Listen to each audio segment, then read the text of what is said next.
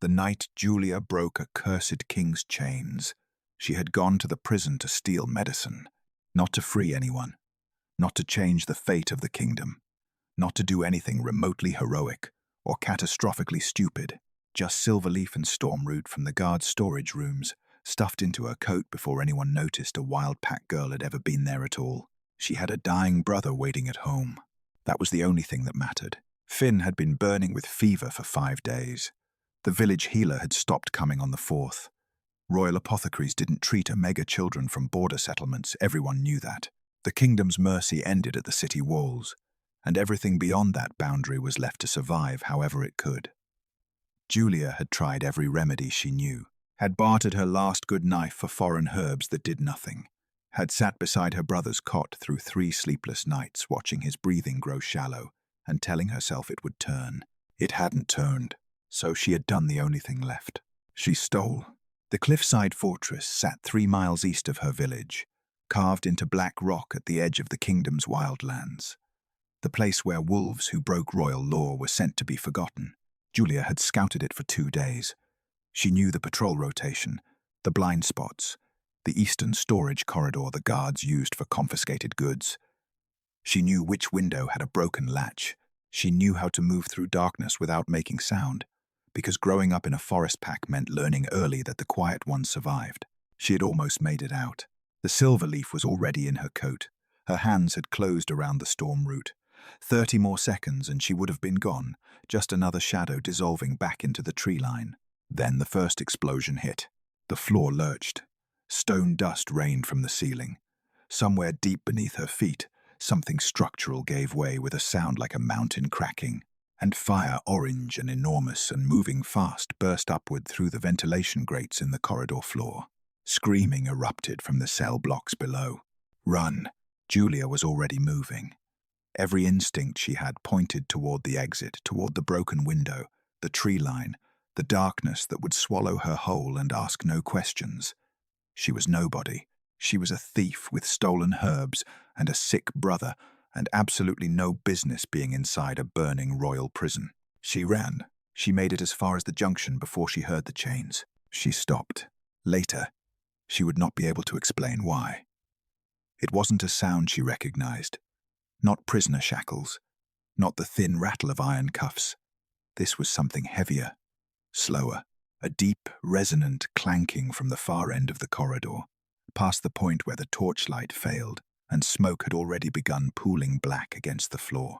The kind of sound that didn't belong to something restrained. It belonged to something buried. Before we continue, please hit the subscribe and like button and tell me which city you're tuning in from. I love to know where this story found you. Now let's dive in. Julia turned. The cell was set apart from the others, separated by a stretch of empty corridor, as though whatever lived inside it required distance from ordinary things. The bars were wrong, too thick, too deliberate, and the lock was unlike anything she'd seen on the other doors, not a standard prison mechanism, but something layered, something etched, the iron itself carved with runes that pulsed a sick and steady amber in the firelight. Inside the cell, a man sat on the stone floor. The image hit her before her mind could process it properly. He was massive, broad-shouldered and bare-chested, scarred in the particular way of someone who had survived things that should have killed them, and built with the kind of scale that made the cell feel undersized around him. Even sitting, even chained, even with blood running dark from a cut across his brow and ash-grey against his skin, even then, he looked less like a prisoner and more like a king someone had forced onto his knees. The chains on his wrists and ankles glowed, the same amber as the runes, the same sick, steady pulse like a heartbeat that wasn't his, draining something from him with every slow throb. He didn't look up when Julia stopped in the doorway. "Leave," he said. His voice was low and rough, and stripped to almost nothing, but it carried the way thunder carried, not loud, just inevitable. "While you still can." Julia's wolf went completely still inside her. She should have listened. She read the chains instead. She had grown up in forest pack territory, raised at the edge of wild magic, learning to read curse work the way other children learned their letters. She knew drain bindings. She knew what they did over time, the slow leaching of power, week by week, year by year, until nothing remained of what the man had been. until he was empty enough to stop being dangerous. Whoever had put him here hadn't wanted him punished. They had wanted him erased. "Those runes," she said, "they're not holding you. They're hollowing you out." For the first time, he looked up. Dark eyes found hers through the smoke. Something passed between them, wordless, inexplicable. The specific silence of two people standing at the edge of something neither of them chose. "Yes," he said quietly. The ceiling groaned above them. Somewhere close, a beam gave way. Julia picked up the fallen guard's sword from the floor. "What are you doing?" His voice sharpened. "Saving you," she said, and drove the blade into the lock. It took 3 strikes. The runes cracked on the second, shattered on the third, and the moment the iron broke, the air broke with it. Power detonated through the cell like a storm finding open sky. It hit Julia in the chest and knocked her back a full step, and her wolf, who had been so carefully still, went electric. The chains snapped, not from her sword, from him. He rose slowly, and the room rose with him somehow, the air thickening, the pressure of his presence filling every corner of the burning corridor as he straightened to his full height. His eyes had stopped being dark. They glowed gold, faint and fierce, the way a banked fire glows when something feeds it suddenly. He stared at his freed wrists like a man who had forgotten what his own hands looked like. "You broke them," he said. Julia took a breath. "Who are you?" The ceiling collapsed. There was no more time for answers. His hand closed around her arm, firm, urgent, certain, and they ran together through the fire and the falling stone and the screaming dark, toward the one exit Julia had spent 2 careful days memorizing. They burst through the hidden passage and hit cold night air like surfacing from deep water. Both of them collapsed on the rocky ground outside the fortress walls. The prison burned behind them, orange light against black cliffs, enormous and indifferent. For a moment neither of them spoke. Then he turned to her, ash on his face, blood at his temple, eyes still faintly gold in the dark. "Why?" he asked. Julia wiped soot from her cheek. "I couldn't leave someone to burn." He studied her with an expression she couldn't read. Then, slowly, he said the name, Darlington. The word landed like a stone dropped into still water, and every ripple it made was cold. Julia knew that name. Every wolf in the kingdom knew that name. The Alpha King who had vanished 3 years ago during the border wars. The king, the council said, had died in battle. The king whose absence had left the kingdom in the hands of his advisors, and whose absence had meant, among other things, that soldiers burned grain stores in villages that couldn't pay their taxes, and healers stopped treating Omega children, and girls like Julia had to become thieves just to keep their brothers alive. She stared at him. He looked back. Distant horns sounded from the burning fortress. "Go," he said. Julia ran. She didn't look back until the tree line swallowed her, and by then, the rocky ground where he had stood was empty. But in the shadows at the fortress wall, invisible to everything except the night and the fire and the scent on the wind, Darlington stood watching the forest where she had disappeared. 3 years the curse had been draining him. 3 years he had sat in that cell while traitors wore his crown. Now, the chains were broken, because of one wild pack girl who had come to steal medicine and stayed to save a stranger. He looked down at the shattered iron still hanging from his wrists, dropped it into the fire. His wolf silent for 3 years, buried under cursed iron, and stolen time stirred awake, and one scent rose above the smoke. "Mate." Darlington turned toward the forest and began to follow her home. He did not follow her immediately. That surprised him, honestly. His wolf was already straining toward the tree line, already fixed on the scent trail she had left through the cold air, pine resin, and wood smoke, and something underneath that his wolf kept circling back to, insistent and low, like a song played in a register only he could hear. But Darlington had learned, in 3 years of chains, how to make himself wait. He stood at the edge of the burning fortress and breathed instead. Just breathed. It was a simple thing, an ordinary thing. He had done it 10,000 times without thinking. But for 3 years, every breath had come through iron and cursed air, and the slow, grinding sensation of something being taken from him quietly, consistently, the way a river takes a cliff face, not all at once, but grain by grain, until one day you look, and the stone is gone. Now the air just tasted like night. Cold, clean, his. He flexed his hands slowly and felt the power move through him, cautious at first, like something testing whether the cage was truly gone, and then stronger, flooding back through muscle and bone with the particular violence of a river finding a broken dam. He felt it reach his wolf, and his wolf surged. 3 years of forced silence erupting into something enormous and awake and furious. Darlington dropped to one knee, not from weakness, from the shock of feeling like himself again. He pressed one fist into the rocky ground and let the wave pass through him, and while it did, the memories came with it, the ones the curse had kept conveniently blurred, softened at the edges, stripped of urgency. They sharpened now with brutal clarity. The War Council. 12 men seated around the obsidian table in the Eastern War Chamber. Faces he had trusted. Faces he had fought beside. Varric at the head, always composed. Always the voice of careful reason, while Darlington was the sword, his war advisor. The man who had managed the kingdom's politics while Darlington managed its enemies. The man who had smiled across that table while the rune-marked wine was poured. Darlington had known something was wrong the moment it touched his throat, had stood too fast, knocked the chair back, reached for the power in his wolf, and found it already going, already muffled, already wrapped in something that didn't belong to him. He had been unconscious before he hit the floor. He'd woken in the cell 3 years ago. Darlington rose slowly to his full height and stared at the burning prison. The fire was spreading to the upper towers now, the flames orange and hungry against the black cliffs. Somewhere inside, guards were shouting. Somewhere further, horns were sounding toward the capital news traveling fast, the way bad news always did. The Alpha King is dead, they had announced. Fallen in battle. The kingdom mourns. The kingdom mourned. And while it mourned, the council governed. While it mourned, Varric ruled. And while it mourned, wild-pack villages burned for unpaid taxes.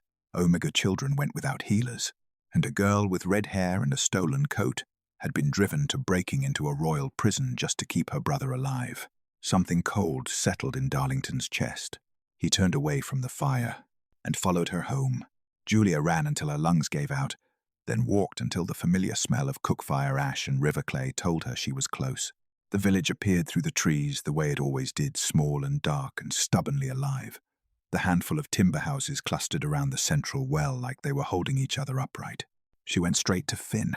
He was exactly where she'd left him in the cot by the window, the blanket pulled to his chin, his breathing audible from the doorway.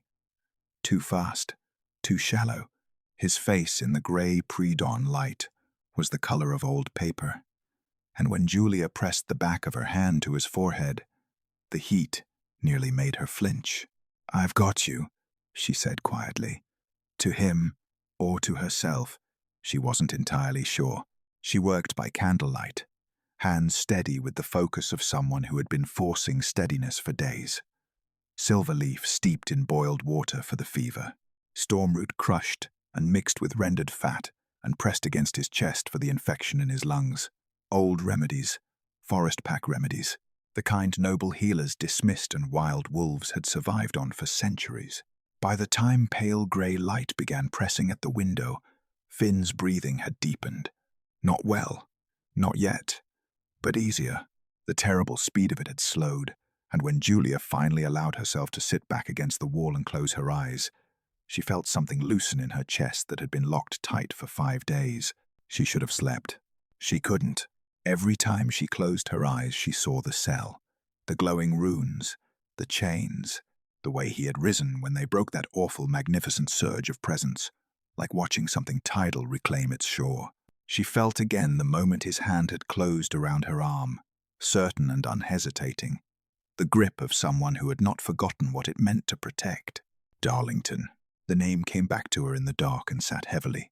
She turned it over the way you turned over something that might be a stone and might be a blade, carefully, at a distance, not yet sure which. Alpha King Darlington was alive, which meant the council had lied, which meant everything the kingdom had done in his name for 3 years, every order, every punishment, every village left to starve, had been done by someone else. which also meant that Julia had broken a royal prisoner free from a royal fortress. She pressed her palms flat against the floor. In this kingdom, that was an execution. It didn't matter that the prisoner had been the rightful king. It didn't matter that the chains had been draining him, that someone had put him there to destroy him quietly, that Julia had acted on instinct and desperation, and the very specific cruelty of a choice made in seconds inside a burning building. The law did not care about context. The law cared about the act. She broke royal chains. The council would not see a girl who saved a king. They would see a wild pack omega who interfered with a royal sentence. They would make an example of her in the way powerful, frightened people always made examples loudly, publicly, and without mercy. Julia stared at the ceiling. Finn stirred in the cot beside her, and she reached out instinctively, resting one hand against his arm. "It's okay," she murmured. "Go back to sleep." He settled. She didn't. Outside the window, the forest was silent. Too silent. Some part of her noted the birds had stopped. The way they stopped when something larger than them moved through the undergrowth. Something that made smaller creatures go very, very still. Julia's wolf came alert in her chest. She stood slowly, moved to the window, looked out into the pale morning light where the tree line met the edge of the village, the rough boundary between the settled world and the wild one, the place where the forest simply stopped and the houses began. At the edge of that boundary, half hidden in shadow, a figure stood, still, watching, too large to be anyone from the village, too steady to be anything afraid. The morning light caught his eyes. Gold. Julia's breath stopped. He had found her already. He didn't knock. He simply appeared in her doorway the way weather appeared, without announcement, without apology, filling the frame completely and making the small cabin feel suddenly, acutely smaller. Julia had the knife at his throat before the door finished swinging open. Her hand was steady. Her wolf was not. Darlington looked down at the blade without moving, without flinching, with the particular stillness of something that had long ago stopped being frightened of sharp things. "You followed me," Julia said. "Yes." "That's not something I gave you permission to do." The faintest shift moved through his expression, not quite amusement, not quite apology, something in between that made her grip tighten. "No," he agreed. "It isn't." She held the knife exactly where it was. He let her. That was the thing that threw her, that he simply let her. No grab for the blade, no step backward, no assertion of the kind of authority that a man his size, with his obvious power, could have deployed without effort. He just stood in her doorway with a knife at his throat and waited for her to decide what happened next, as though the decision genuinely belonged to her. Julia lowered the blade slowly. She didn't put it away. "Come inside," she said. "Before someone sees you." He had been in the forest for 2 days. She could see it in him, the travel worn into his posture, the dried mud on his boots, the way he moved through her small space with the careful deliberateness of someone managing more exhaustion than they intended to show. He had eaten nothing, she suspected, slept less. His wolf had not let him stop. Julia understood that in a way she wished she didn't. She had felt it too, that low, persistent pull in her chest for 2 days, the direction of it always the same, always pointing somewhere just beyond the tree line. She had told herself it was nerves, paranoia, the reasonable fear of a woman who had freed a royal prisoner and was waiting for the consequences to arrive. She had not let herself name it anything else. She set water to boil and kept her back to him and said, "You should have gone to the capital, reclaimed your throne, done whatever it is kings do when they return from the dead." "I will," Darlington said. "There are things I need to understand first." "You don't need me for that." A pause. "No," he said quietly. "But I needed to see you were safe." Julia turned around. He was looking at her with an expression she didn't know what to do with, direct and serious and stripped of pretense, the way someone looked when they had decided to stop performing and simply be honest. It was more unsettling than the golden eyes, more unsettling than the size of him, or the power she could feel radiating off him even now, even restrained, even careful. "I'm not your responsibility," she said. "You freed me. That was a mistake made under time pressure." Something flickered in his expression. Was it? Julia looked away first. You should know, she said, that what I did breaking you out the council, we'll call that a crime. A wild pack Omega interfering with a royal sentence. They'll execute me for it if they find out. They won't, he said. The certainty in his voice was absolute, immediate, the kind that didn't leave room for argument. I won't allow it. You were chained in a cell 3 days ago. With respect, your permission and 5 coppers won't stop a council execution order. I wasn't the Alpha King 3 days ago, he said. I am now. The water began to boil. Julia turned to deal with it, needing the motion, needing something to do with her hands. She pressed a cup into his grip without asking whether he wanted it, and he accepted it the same way without discussion, as though the exchange was already familiar somehow. She hated that it felt familiar. She sat across from him and made herself focus. Tell me what happened to you, she said. The truth. All of it. He told her. She had suspected parts of it, the betrayal, the cursed chains, the deliberate imprisonment, but hearing it plainly, in his measured voice with no performance around it, made it land differently, made it real in a way it hadn't been in the burning cell, when survival had crowded out everything else. When he finished, she sat with it quietly for a moment. Then she said, the soldiers who burned our grain stores 18 months ago, they came with royal orders, the council's seal. Darlington went very still. They said the Alpha King had authorized new taxation enforcement, that border settlements were hoarding resources that belonged to the crown. Julia kept her voice flat. She had learned to keep her voice flat when she talked about it. 3 families had nothing left to eat that winter. 1 child died. The silence in the cabin changed texture. I never gave that order, Darlington said. I know that now. Julia, there are 6 other villages within a day's ride of here, she said. All of them have the same story. Royal soldiers, royal seals, grain burned or taken, wolves beaten for refusing. She met his eyes. Someone has been signing your name for 3 years. She watched it move through him, the realization assembling itself behind those gold eyes like storm clouds building on a clear horizon.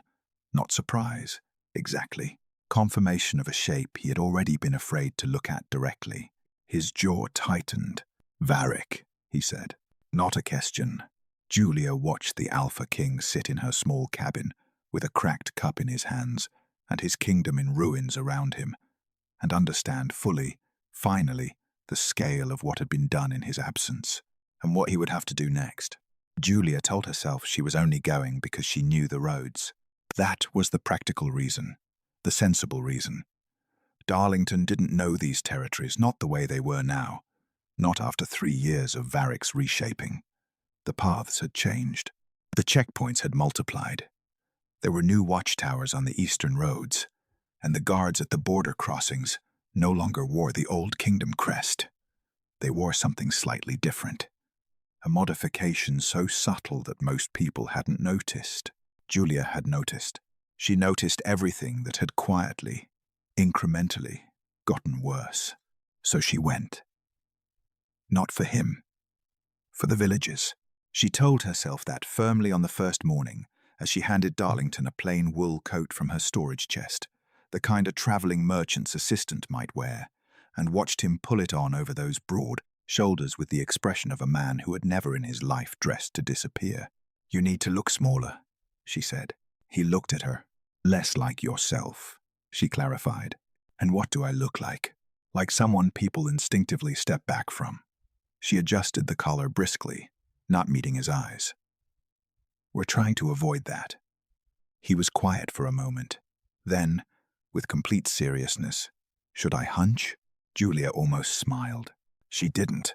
Just don't speak unless I tell you to, she said, and walked out the door. They started with the villages closest to the fortress road. Calderwick first, or what remained of it. The settlement had once been mid-sized by wild pack standards, known for its river trade and its healers. Now it was a scatter of emptied buildings and fire-blackened foundations. The remaining families clustered in 4 houses at the far edge of what had been the market square. An old woman named Sessa told them the rest without being asked. the way people told stories they had been carrying too long.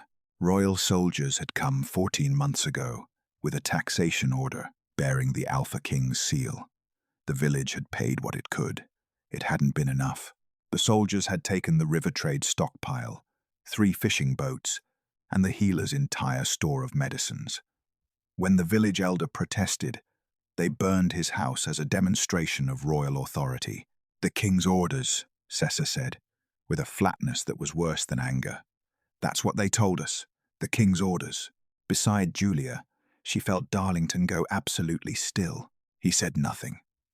He had kept his word, hadn't spoken once, had let Julia ask the questions, had stood slightly behind her in the worn merchant's coat, looking at the ground. But Julia could feel the quality of his silence changing with every word the old woman spoke. Something was building in him, controlled and cold and deep, the way pressure built in rock before it fractured. They left coin on the doorstep when they went. Darlington's coin. He had produced it without explanation, and Julia hadn't asked. Calderwick was not the exception. Over 4 days, they moved through 6 settlements. 2 had been burned for tax refusal. 1 had been forcibly relocated to make room for a new noble hunting estate. 1 had lost its pack alpha to a royal arrest on charges Julia had never heard invoked before: obstruction of Crown resource allocation, a charge so invented it didn't even have a proper legal framework, just a freshly stamped seal and soldiers with swords. In every village, the same words: the Alpha King's orders. In every village, the same look when those words were spoken, not fury, not grief, but something worse. The look of people who had accepted, fully and finally, that the Crown had simply decided they did not matter. "He knew which villages to target," Darlington said on the 4th evening, when they had stopped at a wayfarer's shelter 2 miles from the road. His voice was quiet, controlled, the way a blade was controlled. The border settlements, the forest packs, the river traders, the communities with no political representation in the capital. No one to bring complaints before the council. No one to ask questions in rooms where questions get heard. "Varric managed your political relationships for 6 years, Julia said. He knew exactly which people no one would listen to. Darlington looked at the fire. "He didn't just imprison me," he said. "He wore me, used my name, my seal, my authority, and made sure every act of cruelty was attached to it, so that when I returned, the kingdom would already hate you," Julia finished. The fire crackled between them. She was watching him, without meaning to the way the firelight moved across his face, the particular weight of what he was carrying visible for just a moment before he locked it back down. It was the face of a man recalibrating the full scope of a betrayal he had already known was bad. It was worse than he'd known. Her wolf stirred with an ache she didn't want to examine. She looked away. The mate bond had been pulling steadily for 4 days, a warmth in her chest that intensified when he was near and dulled to a persistent ache when he wasn't. She had been ignoring it with considerable discipline. She had reasons. Good ones. She had watched this kingdom's soldiers burn Calderwick's healer's stores, had watched what Crown authority did to people who trusted it. She was not built for trusting kings. She was still working out whether she was built for trusting this one. On the 5th morning, Julia woke to find Darlington already outside, standing at the shelter's edge looking east. Something in his posture had changed. "What is it?" she asked. "We were watched last night," he said. "Someone on the ridge. They moved when I came out." Julia's stomach dropped. "How long?" "Since Calderwick, I think." His eyes were gold in the early light. "Someone knows I'm alive." 300 miles away in the capital, in a tower office lined with maps and sealed documents and the quiet architecture of a stolen kingdom, a messenger arrived at Lord Varric's desk. He read the note once, then he read it again. His expression didn't change. That was the thing about Varric, it never did. He simply set the note down, smoothed it flat with 2 careful fingers, and looked out the window at the city below, the city that had been his for 3 years, the throne room he had been preparing to make official. He had always known this was possible. He had simply hoped the curse would finish what the chains had started. "Find her," he said to the shadow near the door. "The girl from the prison. Bring her to me." The The stronghold didn't look like much from the outside. That was the point. It sat tucked into a granite hillside 3 miles north of the kingdom's main road, concealed behind a waterfall that had been rerouted generations ago by wolves who understood that the best protection wasn't walls, it was invisibility. From any angle on the approach path, it looked like rock face and moving water and the ordinary darkness of a forested hillside. You had to know the entrance existed to find it. Darlington knew. He had built it. Julia said nothing when they arrived, which he was learning meant she was paying close attention. She took in the hidden gate, the layered wolf guard posts, the way the wolves inside moved disciplined, quiet, unhurried, and he watched her recalibrate something privately, the way she always did, without showing the working. Finn said, "This is extraordinary." He had improved enough to say things like that. Still pale, still thin, still prone to coughing at the wrong moments, but the terrible speed of his breathing had gone, and his eyes were clear. And when Julia had helped him through the waterfall entrance and into the warm interior of the stronghold, he had looked around with genuine wonder instead of the blank exhaustion that had frightened her for days. That alone, Darlington thought, had been worth the detour. The stronghold's healer was a compact, sharp-eyed woman named Brecca, who had served Darlington's pack for 20 years and greeted his return with a single long look, a slow exhale, and the words, "You look terrible." "It's good to see you too," Darlington said. Brecca had Finn assessed, medicated, and installed in a proper sick room within the hour. She updated his treatment. The silver leaf had been correct. She told Julia with the tone of someone giving credit grudgingly, and added 3 other compounds that would do what the forest remedies couldn't. She said he would need 2 weeks of rest minimum. Finn, from his cot, "I feel fine." Brecca, without looking up from her notes, "You feel better than dying. That's not the same as fine." Julia had laughed, a short, unguarded sound that she seemed surprised by herself. Darlington filed it away. He watched her in those first days at the stronghold. Not the way he had watched her on the road, with the constant low vigilance of someone managing threats from multiple directions. More quietly than that. More honestly. She was careful with people attentive in the way of someone who had learned early that nobody else was going to be attentive, so she had better be. She learned the names of every wolf in the stronghold within the first day. She helped in the supply rooms without being asked. When 2 of his younger scouts had a disagreement that was escalating badly, she talked them down with a practicality so direct it bypassed their pride entirely, and they separated looking vaguely puzzled about why they were no longer angry. She had no idea, he suspected, how rare that was. On the 3rd evening, he found her sitting outside Finn's room with her back against the wall and her eyes closed, not sleeping, just still for the first time in what he suspected was weeks. She looked like someone setting down something very heavy for 5 minutes before picking it back up. Darlington sat down beside her. Not close, just near. She didn't open her eyes. "You don't have to check on me." "I know," he said. They sat in the quiet for a while. "He's going to be all right," Darlington said. "Brecca doesn't miss." A pause. Then, "I know." Her voice was different when she talked about Finn, less guarded, more exposed, like a seam in armor. "He's all I have left. Our parents died when he was 4. I've been keeping him alive so long it's become the thing I do.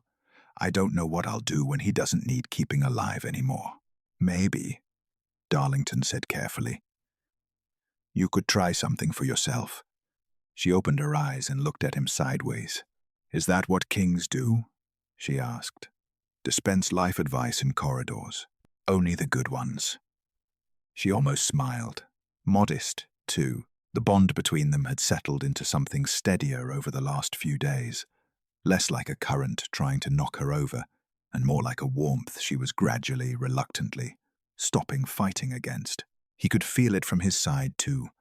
The way his wolf oriented toward her without instruction. The way the stronghold felt more like a place worth defending now that she was in it. He didn't press it. He understood, at a bone-deep level, that trust with Julia would not be commanded or rushed or won through charm. It would be built, if it was built, through honesty and time, and the accumulation of small actions that meant what they claimed to mean. He had time. What he didn't have was the luxury of the council's ignorance. The rumors reached them on the 6th day. One of his scouts returned from a capital run with news that landed like cold water. The Royal Council had issued a formal statement.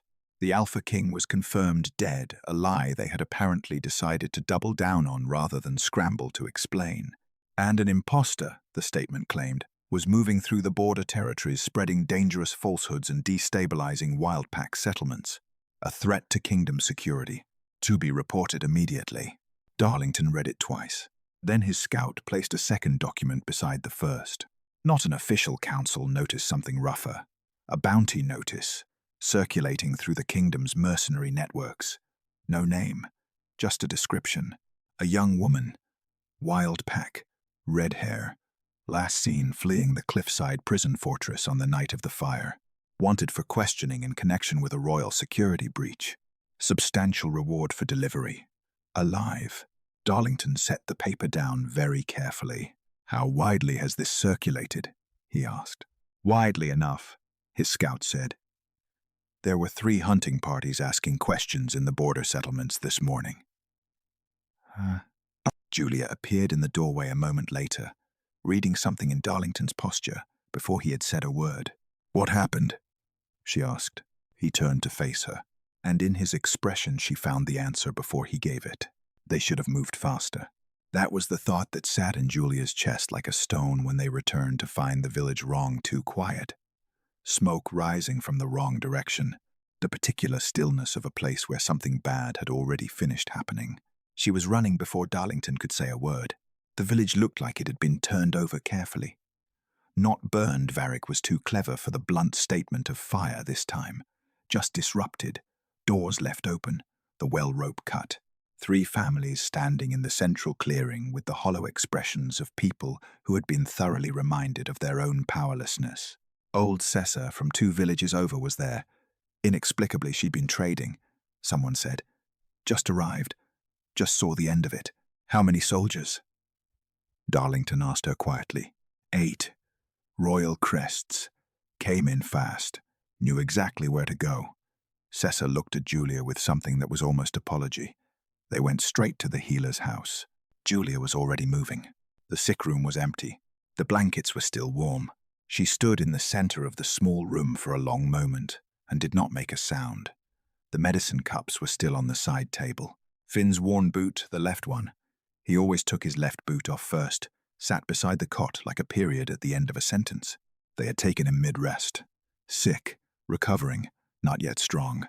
Her brother, 4 years old when their parents died. 14 now and still too young. Always too young. Always the one she was running toward or running for, or refusing to leave behind. She picked up the boot.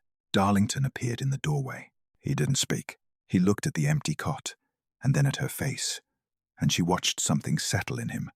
Not the controlled cold she'd seen when he heard about the villages, but something older and quieter than that. Something that looked, she realized distantly, like genuine grief on her behalf. He crossed the room and placed something on the cot beside her. A folded piece of paper bearing a wax seal she recognized the royal crest, the one that had been on every taxation order, every enforcement notice, every document that had been making Wildpack wolves miserable for 3 years. She didn't want to read it. She read it. The boy is well and will remain so. Return what was taken from the crown. Present yourself before the council and relinquish your false claim, or the kingdom will learn what becomes of those who shelter traitors. You have 3 days. The throne belongs to its rightful steward now.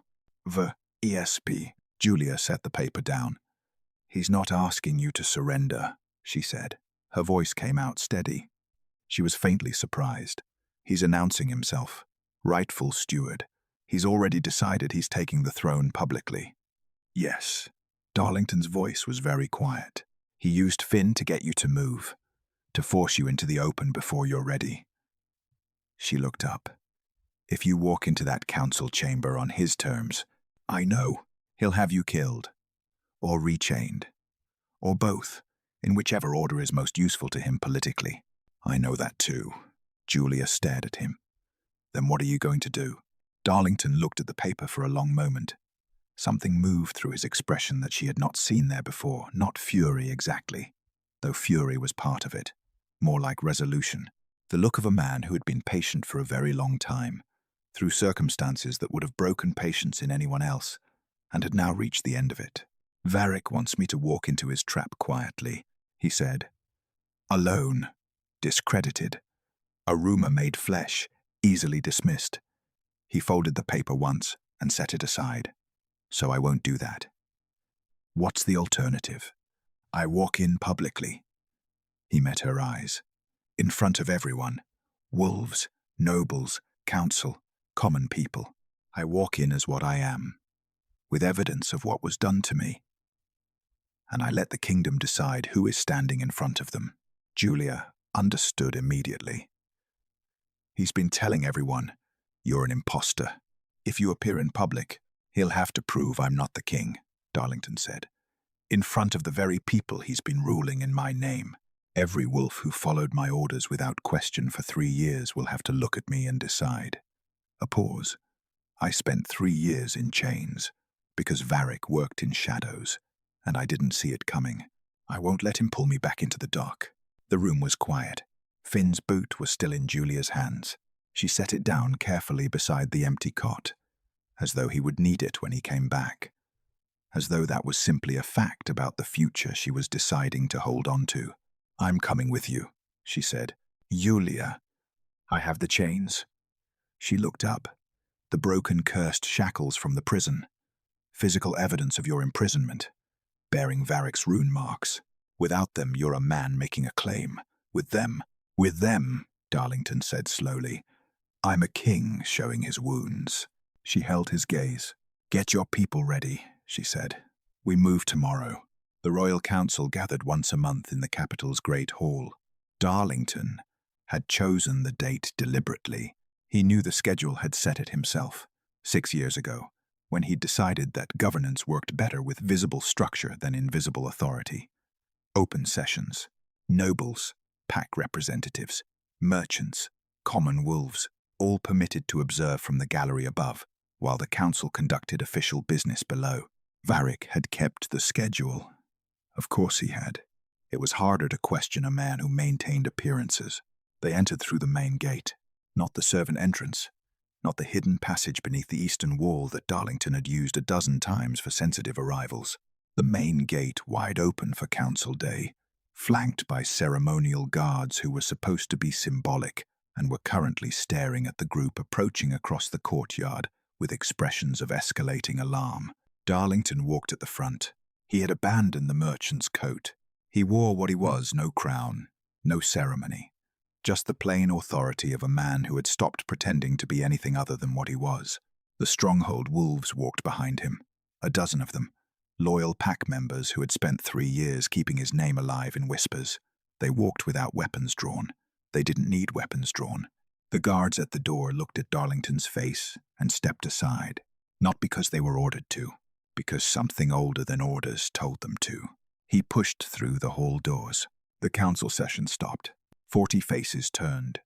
Nobles in formal dress, pack representatives from across the kingdom, the council's 7 seated members, and at the head of the long obsidian table, Lord Varric, in a chair that was not quite the throne, but was positioned with careful, unmistakable intention to suggest one.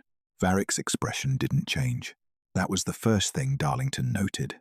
Not surprise, not fear.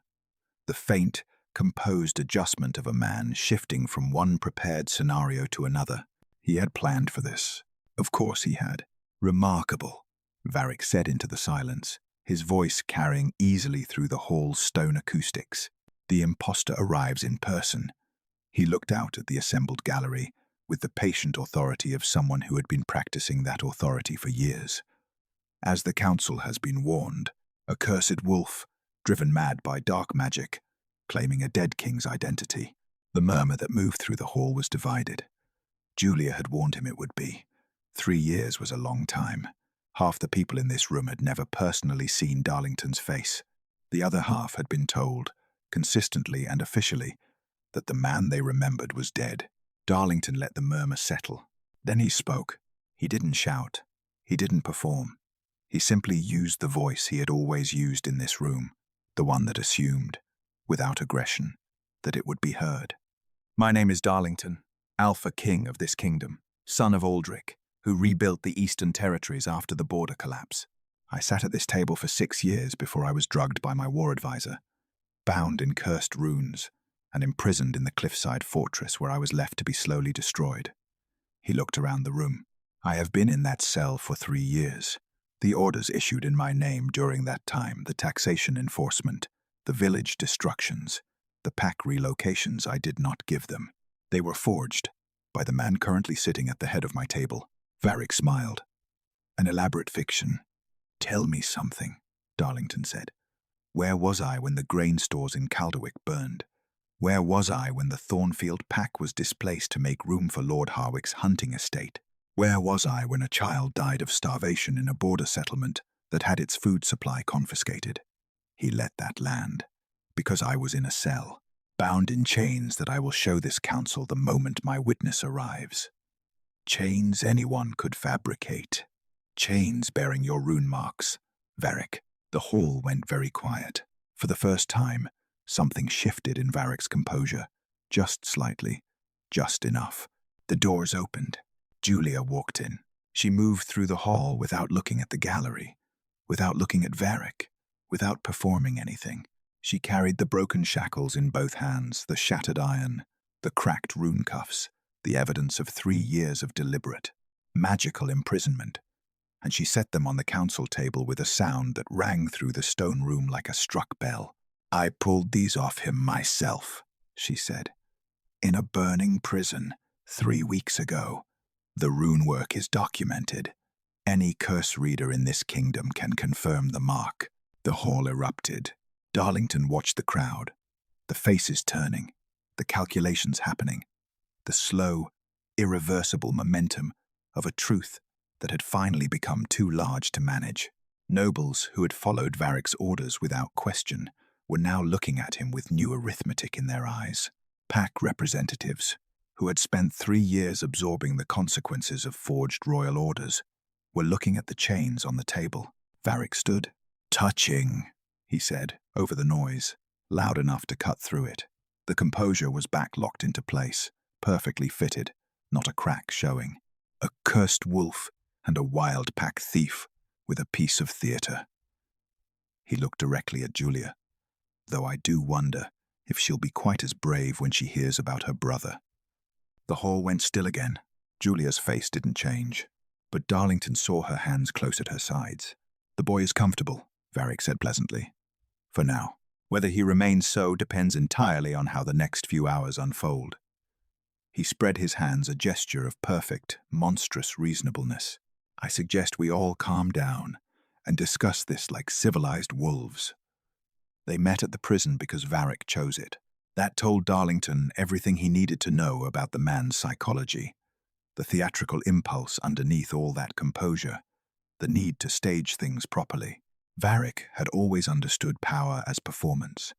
He had chosen the cliffside fortress because it was symbolic, because it was where he had won 3 years ago, and he wanted that geography around him again. Darlington obliged him. He came alone, as the message specified, or appeared to. Julia had not argued about the plan, which meant she had already decided what she was going to do, and saw no reason to discuss it. He had learned, in the weeks since the burning prison, that this was simply how she operated. She listened, assessed, and then acted on her own conclusions with a directness that bypassed negotiation entirely. He had stopped finding it frustrating approximately 4 days after meeting her. The prison was a ruin now. The fire had taken the upper towers completely, leaving blackened skeleton walls open to the sky, stone corridors exposed to wind and the smell of old smoke. The guards were gone. The cells stood empty, doors hanging open, the whole structure hollowed out and silent in the way of places that had held suffering and now held only the memory of it. Varric was waiting in the central courtyard. Finn was beside him standing, which meant they had kept him well enough to be useful as leverage. His face was pale and tightly controlled, the expression of someone working very hard not to show fear. He looked at Darlington once with wide eyes, and then fixed his gaze on the middle distance. "Smart boy." "You came," Varric said. "You have something of mine," Darlington said. Varric smiled. "Several things. Arguably." He looked well. That was the infuriating part. 3 years of stolen authority sitting easily on him, not a trace of guilt in his bearing.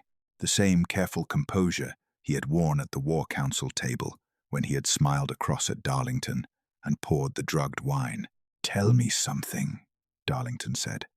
"Was it always the plan? Or did you decide partway through that I was more useful imprisoned than dead?" "Dead men become martyrs," Varric said simply. "Imprisoned men become rumors. Much easier to manage." He tilted his head. "Besides, I needed the time. The kingdom doesn't transfer loyalty overnight. It took 2 years before they stopped asking questions about you and started simply accepting the answers I gave them. And the curse." A pause. Something almost genuine moved through Varric's expression. "You were becoming something I couldn't predict," he said. "Your wolf, the power in it was growing beyond anything your father had. Beyond anything the old bloodline records documented. In another 5 years, you would have been something the council couldn't balance against, couldn't advise, couldn't manage." The word carried the weight of what Varric truly valued. The curse was meant to be permanent, a slow dissolution. You would have simply diminished until there was nothing left to come back from. "But I broke the chains," Darlington said. "A girl broke your chains," Varric corrected. "A nobody wildpack girl who came to steal medicine and made the most consequential mistake of her life." From somewhere in the ruined upper structure, a stone shifted. Varric heard it too. His eyes moved upward just for a second, and Darlington moved. The fight was not elegant. That was the truth of it, the thing the stories would later smooth over. It was brutal and close, and Varric was not the soft political creature he appeared. He had been a war advisor because he understood war, had trained alongside soldiers for decades, and had spent 3 years in unchallenged authority that had made him bold. He had also, Darlington discovered, prepared something else. The second rune hit him from behind a cursed strike from a device Varric had embedded in the courtyard stone, triggered at a distance. It wasn't the full imprisonment chain, but it was enough. Darlington felt it slam into his wolf like a door swinging shut. The power suddenly muffled. The connection dimmed. He went to one knee. Varric crossed the courtyard toward him. "The curse left residue," Varric said. 3 years of rune work doesn't simply vanish. You'll always be vulnerable to it. That's the elegant part." He crouched to Darlington's level, unhurried. "You came back, which I respect, but this ends here." Somewhere above them, Julia had found Finn. Darlington could hear it, footsteps. A door, his voice and hers, the particular quality of silence that meant the leverage was gone. Varric heard it too, watched his advantage evaporate in real time, and something finally cracked in that composed expression. He stood, reached for the second device. Darlington felt the rune work tightening, felt his wolf going under, and then a hand closed around his arm. Julia. She had come back. She pressed her palm flat against his chest, warm, certain, entirely present, and said, very quietly, "I've got you. Come back." His wolf found her like a compass finding north. The rune work shattered. Power came back like a tide, and Darlington rose with it fully, completely, the 3 years of suppressed strength uncoiling all at once. He felt it reach every part of him that the curse had dimmed and flood back in, and his wolf surged awake with a force that shook the ruined courtyard walls. Varric ran. He didn't get far. When it was over, Darlington stood in the courtyard of the prison where he had spent 3 years in chains, with Varric restrained at his feet, and Julia beside him, and Finn, pale, tired, and deeply unimpressed by the entire experience, leaning against the ruined wall. Julia's hand was still in his. Neither of them had remarked on that yet. Peace, Julia discovered, was louder than war. War had a shape, a direction, a clear enemy, a moment when it ended. Peace was messier.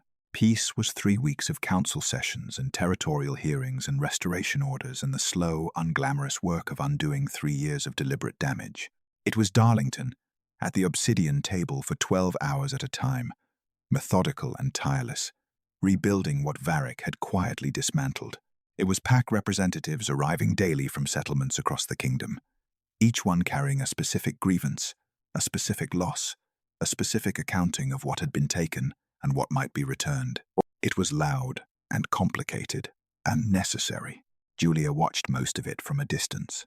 She had a talent for useful invisibility, for being present enough to help, and unobtrusive enough not to require managing. She sat in the back of sessions and took notes nobody asked her to take. She cross-referenced village testimony against the forged order records that Darlington's wolves had pulled from Varric's files. She found 3 settlement relocations that hadn't made it onto the official restitution list and added them quietly. Nobody had given her a title or a role. She had simply identified what needed doing and done it. Finn recovered fully by the 2nd week.